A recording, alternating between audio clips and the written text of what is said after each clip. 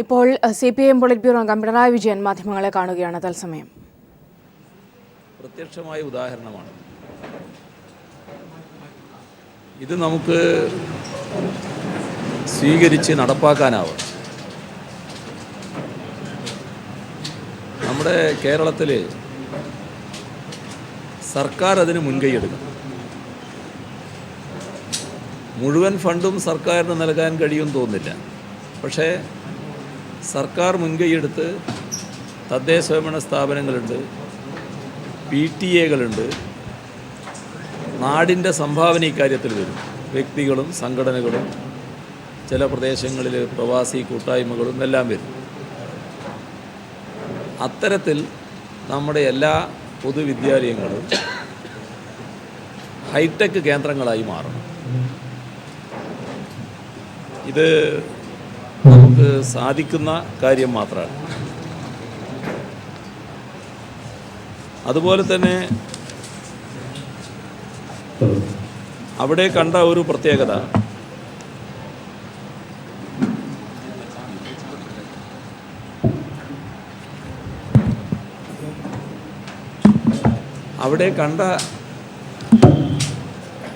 പ്രത്യേകത, ഒരു ട്രൈബൽ സ്കൂളും ഹൈടെക്കാണ്. അത് കേരളത്തിൽ ആദ്യത്തേതാണെന്നാണ് തോന്നുന്നു.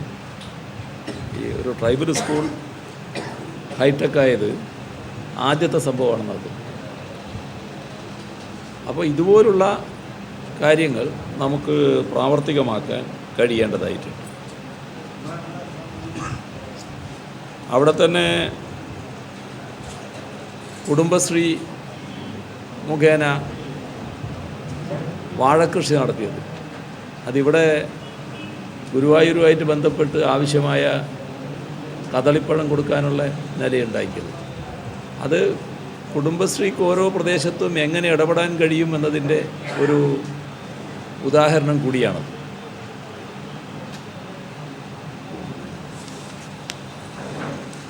ഇവിടെ ഞങ്ങൾ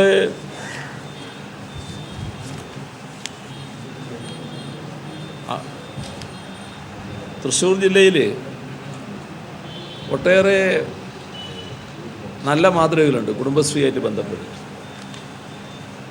അതൊന്ന് അളഗപ്പ നഗർ പഞ്ചായത്തിൽ അവരുടെ ക്ഷീരവികസന പ്രവർത്തനത്തിനുള്ള ആട് ഗ്രാമ പദ്ധതി.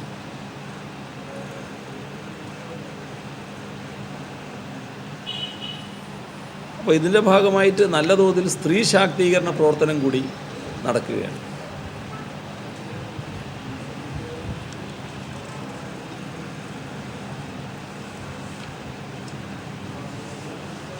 ഗുരുവായൂരുമായിട്ടുള്ള പ്രശ്നങ്ങൾ ഞങ്ങളിന്നിവിടെ ചർച്ച ചെയ്യുകയുണ്ടായി. അതിൽ ഒട്ടേറെ കാര്യങ്ങളാണ് ഉയർന്നു വന്നിട്ടുള്ളത്. ഒന്ന്, അതിവേഗം വളരുന്ന ഒരു നഗരമാണ് ഗുരുവായൂർ. പതിനായിരങ്ങളാണ് ദിവസം തോറും വന്നു പോയിക്കൊണ്ടിരിക്കുന്നത് ഇവിടെ. അപ്പോൾ അവരെല്ലാം സ്വീകരിക്കാനുള്ള സൗകര്യം, അതിൻ്റെ ഭാഗമായിട്ടുള്ള ഹോട്ടലുകൾ, ഫ്ലാറ്റുകൾ, കല്യാണ മണ്ഡപങ്ങൾ, ഇതെല്ലാം ഇവിടെ ഉണ്ടായിട്ടുണ്ട്, ഇനി ഉണ്ടാവുകയും ചെയ്യും. പക്ഷേ ഇവയുടെ എല്ലാം കൂടെ പ്രധാനമായിട്ടുള്ള കാര്യമാണ് മാലിന്യ നിർമ്മാർജ്ജനം. അപ്പോൾ മാലിന്യ നിർമ്മാർജ്ജനത്തിന് സമഗ്രമായ പദ്ധതി ഇവിടെ വേണ്ടതായിട്ട് വരും. ഇവിടെ തന്നെയുള്ളൊരു പ്രശ്നമാണ് എന്താ ചക്കാലക്കണ്ടം, ചക്കങ്കണ്ടം. ചക്കങ്കണ്ടം കായലിൻ്റെ പ്രശ്നം. അത് കുറേ കാലമായിട്ടുള്ളതാണ്. മലിനീകരണം ഒഴിവാക്കാൻ വേണ്ടിയുള്ള പദ്ധതിയൊക്കെ ആരംഭിച്ചിട്ടുണ്ട്. പക്ഷേ ഇപ്പോഴും മലിനീകരണം അവസാനിച്ചിട്ടില്ല. അപ്പോൾ അത്തരം കാര്യങ്ങൾ നമുക്ക് പൂർണ്ണമായി ഒഴിവാക്കാൻ കഴിയേണ്ടതായിട്ടുണ്ട്. മലിനീകരണത്തിൻ്റെ ഭാഗമായി രോഗങ്ങൾ വർദ്ധിക്കും. അപ്പോൾ അത് നമ്മുടെ ആളുകളുടെ ആരോഗ്യം നശിപ്പിക്കുന്ന ഒന്നായിരിക്കും. വളരെ ഗൗരവമായി മലിനീകരണം തടയാനുള്ള ഫലപ്രദമായ നടപടികൾ ഉണ്ടാകേണ്ടതായിട്ടുണ്ട്. ഗുരുവായൂരിൻ്റെ പ്രശ്നങ്ങൾ പരിഹരിക്കാൻ സർക്കാർ തന്നെയാണ് മുൻകൈ എടുക്കേണ്ടത്. കാരണം ഒരു ക്ഷേത്ര നഗരിയാണിത്. നമ്മുടെ സംസ്ഥാനത്തുള്ളവരും സംസ്ഥാനത്തിന് പുറത്തുള്ളവരും വലിയ തോതിൽ ഇവിടെ എത്തിപ്പെടുന്നുണ്ട്. അത്തരമൊരു പ്രദേശത്തിൻ്റെ സമഗ്രമായ വികസനത്തിന് ഈ വരുന്നവർക്ക് അമ്പലത്തിന് പുറത്തുള്ള സൗകര്യങ്ങൾ വേണമല്ലോ. ആ സൗകര്യങ്ങൾ ശരിയായ രീതിയിൽ ഒരുക്കേണ്ടതായിട്ടുണ്ട്. അത് സർക്കാർ തന്നെയാണ് അതിന് മുൻകൈ എടുക്കേണ്ടത്.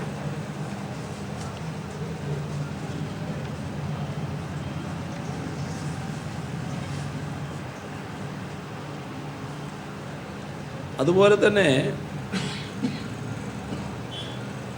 ഗുരുവായൂരെ ആനകളുടെ സംരക്ഷണം അത് നല്ല രീതിയിൽ സംരക്ഷിച്ചു പോകുന്നുണ്ട് എന്നുള്ളതാണ് പൊതുവിലുള്ള അവസ്ഥ. എന്നാൽ ചില പരാതികളും ചില കോണുകളിൽ നിന്ന് ഉയരുന്നുണ്ട്. അപ്പോൾ ആ പരാതികൾക്ക് എന്തെങ്കിലും അടിസ്ഥാനമുണ്ടോ? അതിനെക്കുറിച്ചൊരു ശാസ്ത്രീയ പഠനം തന്നെ നടക്കേണ്ടതാണ്. എങ്ങനെയാണ് ഇന്നത്തെ കാലത്ത് ആനകളെ നല്ല രീതിയിൽ സംരക്ഷിക്കേണ്ടത്? അതിലെന്തെങ്കിലും കുറവ് നമുക്ക് സംഭവിക്കുന്നുണ്ടോ? അക്കാര്യം വിശദമായി പഠനത്തിലൂടെ തന്നെ കണ്ടെത്തേണ്ടതായിട്ടാണ് ഇരിക്കുന്നത്.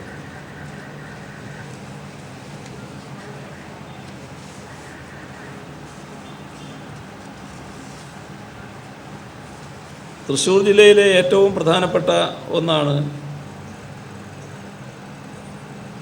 30,000 ഏക്കറോളം സ്ഥലത്തുള്ള കോൾ കൃഷി. ഇപ്പോൾ സാധാരണഗതിയിൽ അരിക്ക് ക്ഷാമമൊക്കെ ഉള്ളപ്പോൾ നല്ല നിലക്ക് തന്നെ അരി ഉൽപ്പാദിപ്പിക്കാൻ കഴിയുന്നൊരു മേഖലയാണിത്. ഒരു ഹെക്ടറിൽ നിന്ന് 5 ടണ്ണോളം അരി ഉൽപ്പാദിപ്പിക്കാൻ ഇവിടെ കഴിഞ്ഞിരുന്നു എന്നാണ് പറയുന്നത്. പക്ഷേ ഇപ്പോൾ അതിലൊക്കെ വല്ലാത്ത ഇടിച്ചിലാണ് സംഭവിച്ചിരിക്കുന്നത്. ഒന്നാം വിള ഉപ്പുവെള്ളം കയറി നശിക്കുന്ന സ്ഥിതിയാണ്. രണ്ടാം വിളക്ക് നൽകേണ്ട സബ്സിഡി കർഷകർക്കാകെ നൽകിയിട്ടുമില്ല. ഇവിടുത്തെ കോൾ നിലങ്ങളിൽ ചിലയിടങ്ങളിൽ ദേശാടന പക്ഷികൾ വരാറുണ്ടായിരുന്നു. ഇപ്പം അതിൻ്റെ വരവിന് വലിയ കുറവ് സംഭവിക്കുന്നുണ്ട് എന്നാണ് പറയുന്നത്.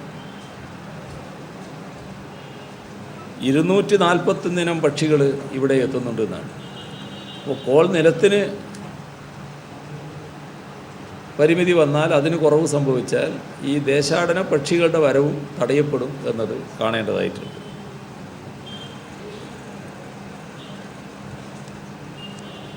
കൃഷിക്ക് തടസ്സം സൃഷ്ടിക്കുന്ന ചില കാര്യങ്ങളുണ്ട്. അത് ശാസ്ത്രീയമായി കണ്ടെത്തി പരിഹരിക്കാനുള്ള നടപടിയാണ് എടുക്കേണ്ടത്. പക്ഷേ സർക്കാർ ഇതിൽ ആവശ്യമായ സഹായം ചെയ്യുന്നില്ല എന്നതാണ് ഏറ്റവും വലിയ ദൗർബല്യമായി കിടക്കുന്നത്. ഇപ്പോൾ പാലക്കൽ മണിമംഗലം പാടശേഖരത്തിൽ തന്നെ നല്ലൊരു ഭാഗം തരിശായി കിടക്കുന്നുണ്ട്. അത് 100 കണക്കിന് ഏക്കർ ഭൂമി തരിശായി കിടക്കുകയാണ്. അപ്പോൾ പാടശേഖരത്തിൻ്റെ കാര്യത്തിൽ ഒരു റിയൽ എസ്റ്റേറ്റ് കണ്ണ് വരും. ആ റിയൽ എസ്റ്റേറ്റ് കണ്ണ് പാടശേഖരത്തെ അഭിവൃദ്ധിപ്പെടുത്താനല്ല വരിക, അത് കൈക്കലാക്കി മറ്റു വഴിക്ക് തിരിച്ചുവിടാനാണ്. അപ്പോൾ പാടശേഖരങ്ങൾ ശരിയായ രീതിയിൽ നിലനിർത്താൻ ആവശ്യമായ ഇടപെടലാണ് ഉണ്ടാകേണ്ടത്. 400 കോടിയിൽ പരം രൂപയുടെ ഒരു പദ്ധതി പ്രഖ്യാപിച്ചതാണ് ഇവിടെ. 3 ഘട്ടത്തിലായിട്ട് നടപ്പാക്കേണ്ടതായിരുന്നു. പക്ഷേ 3ാമത്തെ ഘട്ടമായി 1/3 പോലും തുക ചെലവഴിച്ചിട്ടില്ല. ഇതാണ് സർക്കാരിൻ്റെ അനാസ്ഥ. ഇപ്പോൾ വികസന സമിതിയാണെങ്കിൽ ഇപ്പോൾ യോഗയെ ചേരാറില്ല. അതിന് കാരണം തൃശ്ശൂർ ഇടതുപക്ഷ MP തിരഞ്ഞെടുക്കപ്പെട്ടു. അപ്പോൾ അദ്ദേഹം വേണ്ട, ET മുഹമ്മദ് ബഷീർ ആവട്ടെ ചെയർമാനെന്ന് ഗവൺമെൻറ് വെച്ചു. ഇതേവരെ ആ യോഗമേ ചേർന്നിട്ടില്ല. ഇതാണ് പോൾ കൃഷിയോടുള്ള സമീപനം.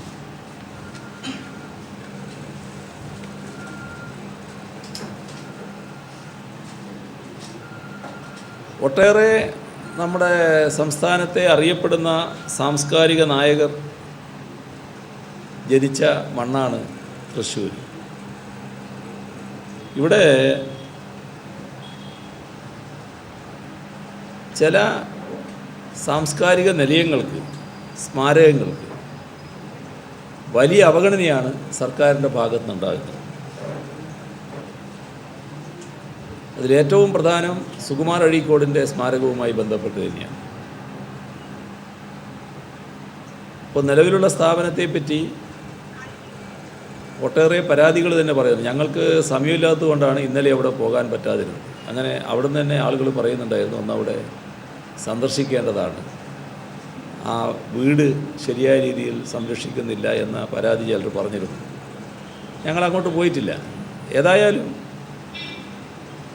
അഴീക്കോടിൻ്റെ പേരിലുള്ള സ്ഥാപനം രാജ്യാന്തര നിലവാരമുള്ളൊരു സ്ഥാപനമാക്കി ഉയർത്താനുള്ള നടപടിയാണ് സർക്കാർ സ്വീകരിക്കേണ്ടത്.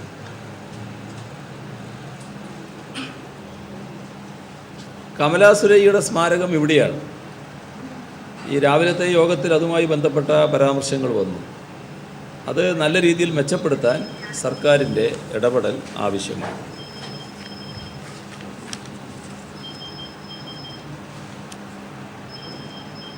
കേരള കാർഷിക സർവകലാശാലയുടെ ആസ്ഥാനമാണിവിടെ.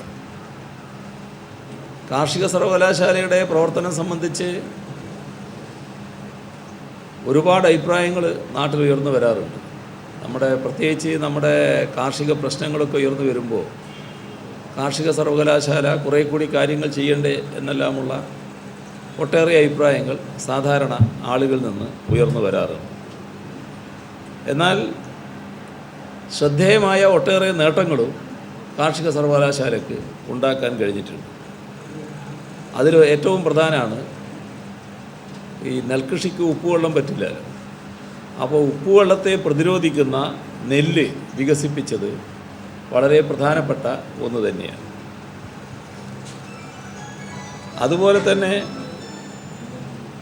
കീടനാശിനിയുള്ള പച്ചക്കറികൾ കഴുകാനുള്ള വെജ് വാഷ് കാർഷിക സർവകലാശാല വികസിപ്പിച്ചതും പ്രധാനപ്പെട്ട ഒരു കാര്യം തന്നെയാണ്.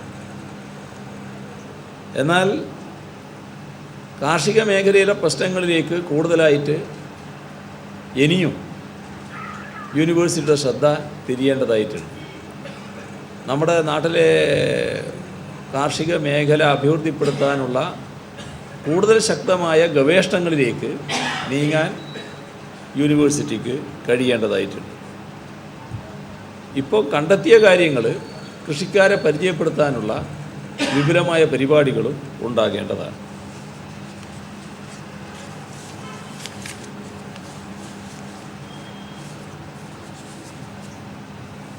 രാഷ്ട്രീയ കാര്യങ്ങളിൽ അമിത്ഷാ കേരളത്തിൽ വേറുറപ്പിക്കാൻ നടത്തിയ ശ്രമം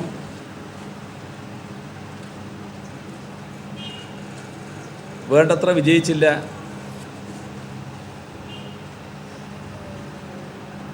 വെള്ളാപ്പള്ളി നടേശനെ ഉപയോഗിച്ച് നടത്തിയ ശ്രമം തീർത്തും പരാജയപ്പെടുന്ന അവസ്ഥയുണ്ടായി.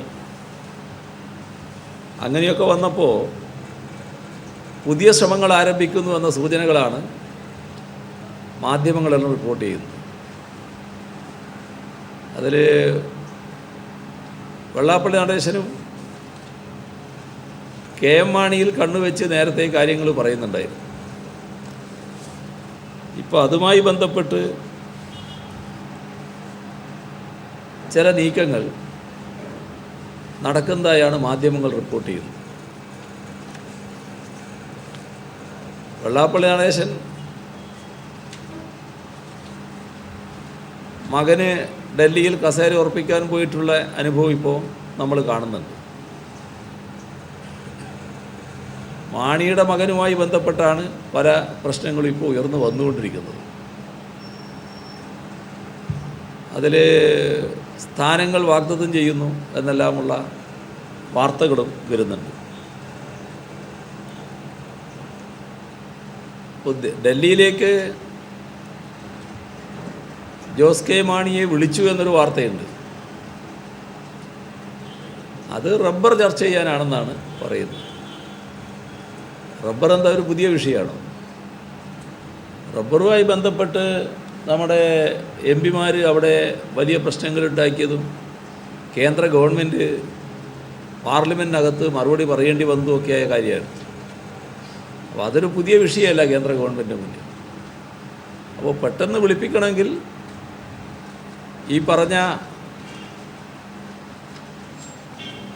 ഒരു സ്ഥാനലബ്ധിയുടെ പ്രശ്നം അതിലില്ലേ എന്ന് ന്യായമായും സംശയിക്കാവുന്നതാണ്.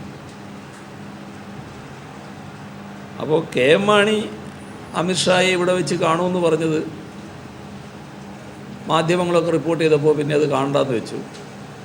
എന്നാൽ മകൻ മുഖേന എന്തോ ഒരു നീക്കം നടക്കുന്നുവെന്നാണ് ഇതൊക്കെ വ്യക്തമാക്കുന്നത്.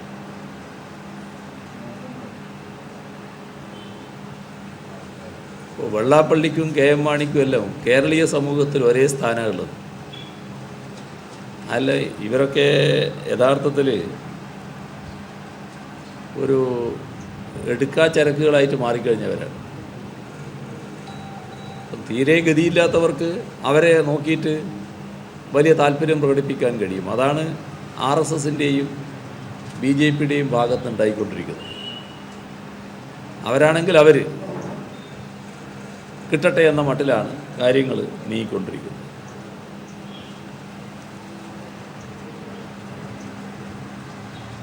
ഇവിടെ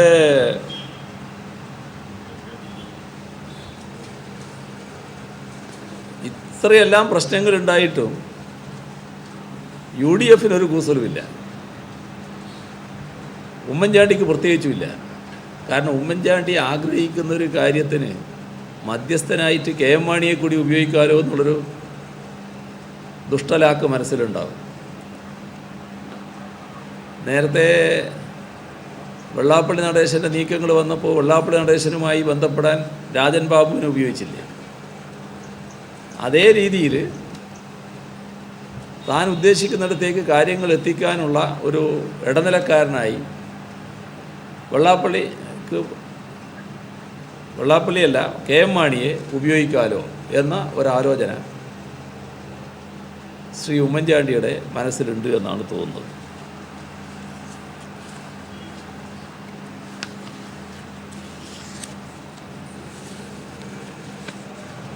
ഈ ജില്ലക്കാരായ മാധ്യമപ്രവർത്തകർ വല്ലാതെ സഹതപിക്കേണ്ട ഒരു ഘട്ടമാണ് ഇപ്പോൾ വന്നു ചേർന്നിട്ടുള്ളത്. അതായത് നിങ്ങളെല്ലാം നല്ല സംഭാവന ചെയ്തതാണ് സുധീരൻ്റെ ആദർശധീരതയെക്കുറിച്ച് പറയുന്നത്. ഒരു ലുബ്ധം നിങ്ങൾ ഒരു കാലത്തും അക്കാര്യത്തിൽ കാണിച്ചിട്ടില്ല.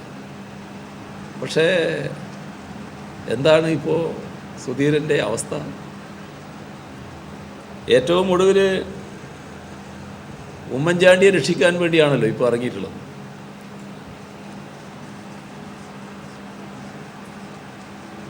ഉമ്മൻചാണ്ടി എല്ലാ തരത്തിലും തുറന്നു കാട്ടപ്പെട്ട് കഴിഞ്ഞിരിക്കുകയാണ്. ഒരുപാട് തെളിവുകളാണ് ഉമ്മൻചാണ്ടിക്കെതിരെ വന്നിട്ടുള്ളത്. ഒരു സരിത പറഞ്ഞ കാര്യമൊന്നുമല്ല, ഔദ്യോഗികമായിട്ടുള്ള ഒട്ടേറെ സ്ഥിരീകരണങ്ങൾ ഉമ്മൻചാണ്ടിയുമായി ബന്ധപ്പെട്ട് ഉയർന്ന ആരോപണങ്ങളുടെ കാര്യത്തിലുണ്ട്. ഇപ്പോൾ ആ ഉമ്മൻചാണ്ടിയുടെ ഉപജാപക സംഘത്തിൻ്റെ അടിമയായി മാറിയിരിക്കുകയാണ് സുധീരൻ. അതാണ് യഥാർത്ഥത്തിൽ സംഭവിച്ചിട്ടുള്ളത്. നിങ്ങൾ നേരത്തെ കണ്ട ആ പ്രതാപമൊക്കെ ഈ പറഞ്ഞ മറ്റേ ധീരതയുണ്ടല്ലോ, ആദർശ ധീരതയൊക്കെ, അതൊക്കെ പണ്ടേ നഷ്ടപ്പെട്ടു പോയി.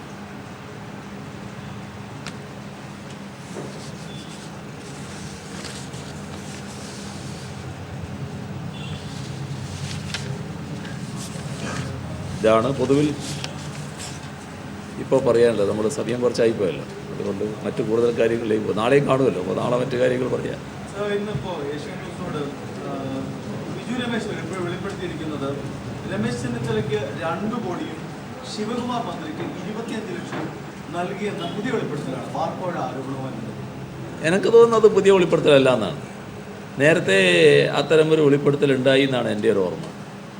അത് ഈ 2 പേരെക്കുറിച്ചും തന്നെ നേരത്തെ ആരോപണങ്ങൾ ഉയർന്നിരുന്നു. അത് ആ കാര്യം ഒന്നുകൂടി ആവർത്തിച്ച് പറഞ്ഞതായിരിക്കാനാണ് സാധ്യത.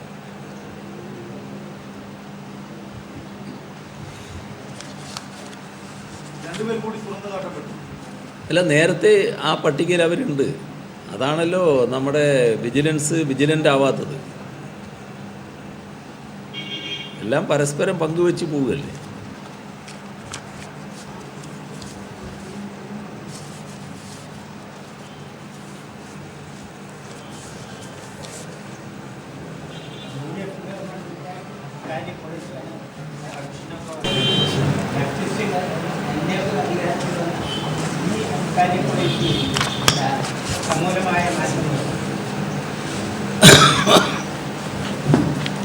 അബ്കാരി പോളിസിയുടെ കാര്യത്തിൽ ഞങ്ങൾക്ക് പൊതുവിലൊരു മദ്യനയമുണ്ട്. ആ പൊതുമദ്യനയത്തിലാണ് ഞങ്ങളിപ്പോൾ നിൽക്കുന്നത്.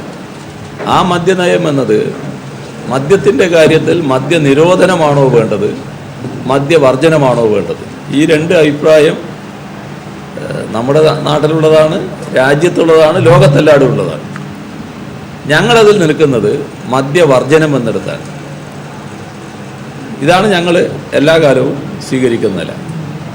മദ്യ ഉപഭോഗം വർദ്ധിക്കാതിരിക്കാനുള്ള ബോധവൽക്കരണം, ആശയപ്രചരണം ഇതൊക്കെ നടക്കണമെന്നും ഞങ്ങൾക്ക് അഭിപ്രായമുണ്ട്. ഗവൺമെൻറ്റിൻ്റെ മദ്യനയം ഓരോ വർഷത്തേക്കുള്ളതാണ്. അതൊരു വർഷം ഗവൺമെൻറ് എന്താണ് മദ്യനയം എന്നത് ആ വർഷത്തിന് മുൻപാണ് പ്രഖ്യാപിക്കുക. അത് ഗവൺമെൻറ് വരുന്നുണ്ടെങ്കിൽ അപ്പോൾ പ്രഖ്യാപിക്കുക. ഈ അടിസ്ഥാനത്തിലായിരിക്കും ആ നയവും രൂപീകരിക്കുക. ബാറുകൾ അടഞ്ഞു കിടക്കുന്നത് കൊണ്ട് സംസ്ഥാനത്തിന് യാതൊന്നും നഷ്ടപ്പെട്ടിട്ടില്ല, പുതിയ ഒന്നും സംഭവിച്ചിട്ടില്ല. ആ സ്ഥിതി തന്നെ തുടരാനുള്ള സാഹചര്യത്തിലേക്ക് തന്നെയാണ് CPM-ന്റെ അഭിപ്രായം, ആഗ്രഹം തന്നെയാണ്. ഞാൻ പറഞ്ഞല്ലോ, അതൊക്കെ ഭരണവുമായി ബന്ധപ്പെട്ട കാര്യങ്ങൾ. ഭരണത്തിൽ ഒരു വർഷം സ്വീകരിക്കേണ്ട നിലപാട് എന്ത് എന്ന പ്രശ്നമാണ്. അത് ആ സമയത്ത് മാത്രം ആലോചിക്കേണ്ട കാര്യമാണ്. അത് ആ സമയത്ത് മാത്രമേ ഞങ്ങൾ ആലോചിക്കൂ.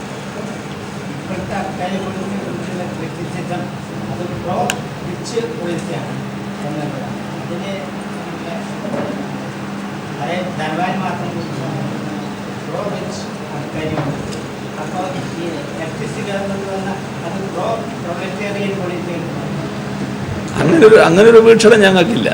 ഞങ്ങൾ ഈ നാട്ടിൽ മദ്യത്തിന് എന്നാൽ പിന്നെ പാവങ്ങൾക്കും കൂടി ഇരിക്കട്ടെ, അതിൻ്റെ നികുതിയെല്ലാം എടുത്തു കളിയാ എന്നൊരു നിലപാട് ഞങ്ങളേതായാലും സ്വീകരിക്കാൻ പോകുന്നില്ല.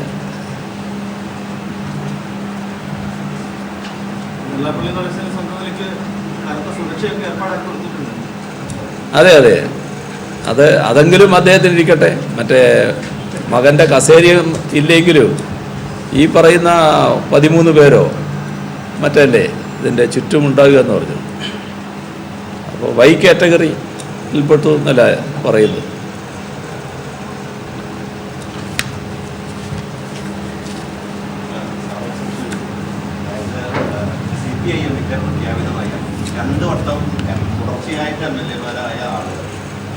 വീണ്ടും മത്സരിക്കേണ്ടതില്ല, യുവങ്ങൾക്ക് അവസരം നൽകണം, അവരിൽ ഒരു പാർലമെന്ററി ഒരു മോഹം ഉണ്ടാവാൻ പാടില്ല എന്നതാണ് CPIM-ന്റെ പ്രഖ്യാപിക്കുന്നത്. 44 MLA-മാരിൽ 31 MLA-മാർ തുടർച്ചയായിട്ട് 2 തവണയും 3 തവണയും 4 തവണയും 5 തവണയും MLA-മാരായാണ്. CPIM ഇത്തവണ നിയമസഭയിലേക്ക് സ്ഥാനാർത്ഥികൾ പ്രഖ്യാപിക്കുന്നത്. സാധാരണ അഭിമുഖത്തിൽ പറഞ്ഞതാണ്, ചോദിക്കുന്നത് 2 തവണ തുടർച്ചയായി നിന്ന MLA-മാരെ ഉപയോഗിച്ചിട്ടുണ്ട്. ഞങ്ങളെ പൊതുവായ നിലപാട് ഈ ഒരു മണ്ഡലത്തിൽ സ്ഥിരമായി ഒരാൾ നിൽക്കുക എന്നുള്ളതല്ല. പിന്നെ സ്ഥാനാർത്ഥികൾ ആര് എന്നത് ഓരോ ഘട്ടത്തിലുമാണ് ആലോചിക്കുക. അതിൽ തെരഞ്ഞെടുപ്പിൻ്റെ ഘട്ടത്തിൽ മാത്രമേ ആ ആലോചനയിലേക്ക് ഞങ്ങൾ കടക്കൂ. അങ്ങനെ കടക്കുന്ന സമയത്ത് ഈ പറയുന്ന നിലപാട് തന്നെയാണ് പൊതുവെ സ്വീകരിക്കുക. എന്നാൽ ചില കാര്യങ്ങളിൽ ചില പ്രത്യേകതകൾ കണ്ടുകൊണ്ട് തുടരേണ്ടതും ഉണ്ടാകും. ആ കാര്യങ്ങൾ അങ്ങനെയും ഞങ്ങൾ തീരുമാനിക്കാറുണ്ട്. അപ്പോൾ നമുക്ക് നാളെ കാണാം അല്ലേ?